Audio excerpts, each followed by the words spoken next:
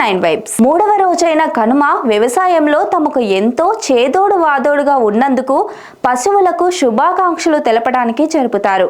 కొన్ని ప్రాంతాలలో కోడి పందాలు కూడా నిర్వహిస్తారు. అయితే ఆ పందాలను జీవహింసగా భావించి రాష్ట్ర ప్రభుత్వం నిషేధించింది. అంతేకాదు వనభోజనాలను కూడా ఈ రోజే నిర్వహిస్తుంటారు. కనుమ నాడు మినుము తినాలనేది సామెత. దీనికి అనుగుణంగా ఆ రోజున గారెలు, ఆవడాలు చేసుకోవడం ఆనవాయితీ. కనుమ మరునాటిని ముక్కనుమ అని అంటారు. దానికి బొమ్మల పండుగ అని పేరు.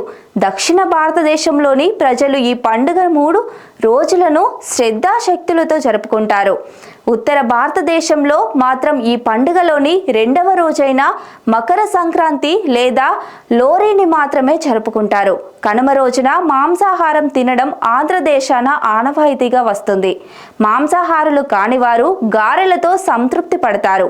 అలాగే కనుమ రోజున ప్రయాణాలు చేయకపోవడం కూడా సాంప్రదాయం. Stay tune to 9 vibes.